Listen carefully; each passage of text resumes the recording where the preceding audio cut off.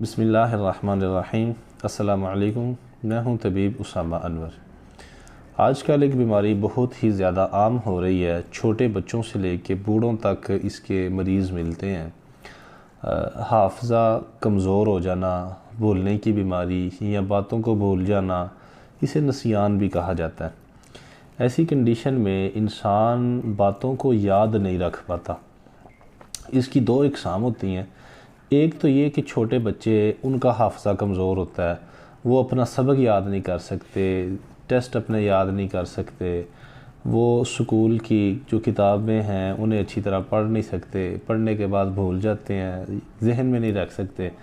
اور دوسری قسم اس میں یہ ہوتی ہے کہ انسان عام زندگی کی باتیں بولنا شروع ہو جاتا ہے۔ بچوں کے اندر تو جو بچے سبق یاد نہیں کر سکتے، دنیا جان کی باتیں انہیں یاد ہوتی ہیں، اپنے ساتھ پیش آنے والی کوئی بات بھی انہیں یاد ہوتی ہے، کوئی واقعہ انہیں بھولتا نہیں ہے۔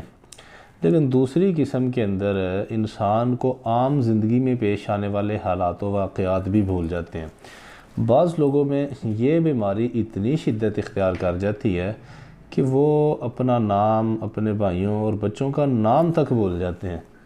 یعنی انہیں کوئی بھی کام یاد نہیں رہتا، کوئی بات یاد نہیں رہتی، ان کو خود کو محسوس ہوتا ہے۔ عورتیں بالخصوص اگر کوئی چیز گھر میں کسی جگہ پہ رکھ دیں تو وہ بھول جاتی ہیں، یاد کرنے پہ پتہ ہی نہیں چلتا کہاں پہ رکھی ہے۔ اس وجہ سے پھر گھر میں لڑائیاں بھی ہوتی ہیں۔ بیوی رکھ کے چیزیں بھول جاتی ہے، وقت آنے پہ میاں نے ڈیوٹی جانا ہوتا ہے، اس کو وہ چیز چاہیے ہوتی ہے تو وہ چیز ملتی نہیں، تو ظاہر ہے پھر ڈسٹربنس تو پیدا ہوتی ہے۔ یہ ایک بیماری ہے، وہ جان بوجھ کے تو نہیں ایسے کر رہی ہوتی، البتہ اگر وہ فوکس کرے، توجہ کرے تو اسے اچھی جگہ پہ رکھ دیا جا سکتا ہے جہاں پہ سب کو یاد رہے۔ بہرحال یہ ایک ضمنی بات آ گئی تھی۔ ہم بات کر رہے تھے ایسی بیماری کے حوالے سے جس میں انسان ضروری اور اہم ترین باتوں کو بھول جاتا ہے۔ تو اس کنڈیشن میں ہمیں کیا کرنا چاہیے؟ سب سے پہلی بات تو یہ ہے کہ گناہ کرنے کم کر دیے جائیں، اپنی نظروں کی حفاظت کی جائے۔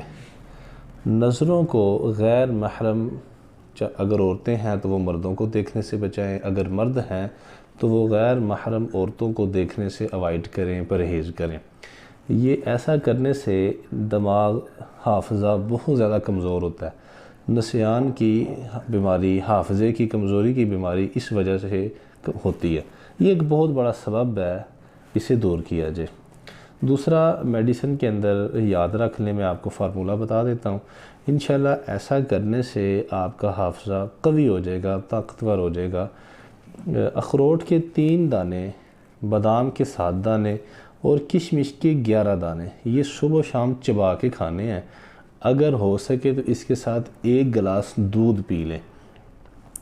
صبح آپ نے اس کو نہار منہ لینا ہے، شام کو بھی نہار پیٹ ہی کھانا ہے۔ یعنی کہ رات کا کھانا کھانے سے 1 گھنٹہ پہلے یا 1 گھنٹہ بعد۔ صبح آپ اسے فجر کے ٹائم استعمال کر لیں، جب فجر کی نماز پڑھیں تو اس کے بعد ان کو بھگوئے بغیر، یعنی باداموں کو بھگوئیں نہ، ویسے ہی کھا لیں۔ اخروٹ کو بھی نہ بھگوئیں بلکہ ویسے ہی اسے استعمال کر لیں۔ تو انشاءاللہ کچھ عرصہ ایسا کرنے سے آپ کی حافظے کی کمزوری دور ہو جائے گی، باتیں یاد آنا شروع ہو جائیں گی۔ اس کے ساتھ اپنے سر کی روزانہ ڈیلی بیسس پہ ناریل اور کدو کا تیل مکس کر لیں، برابر مقدار میں، برابر وزن میں۔ تقریباً 15 سے 20 منٹ ہلکے ہاتھ سے اپنے سر کی مالش کریں یا کروائیں۔ اس میں آپ کو ایک اور بات بتاتا چلوں کہ یہ جو بادام ہے بعض لوگ بھگو کے استعمال کرتے ہیں، لیکن چونکہ آپ کے پاس 7 اخروٹ بھی ہیں تو آپ نے انہیں بھگوئے بغیر استعمال کرنا ہے۔ کشمش بھی آپ نے چبا کے ہی کھانے ہیں، اس کے تنکے اتار لیں۔ انشاءاللہ اللہ تعالیٰ کرم کریں گے، حافظے کی بیماری جو آپ کو باتیں بھول رہی ہیں، نسیان ہو چکا ہے، یہ ٹھیک ہو جائے گی۔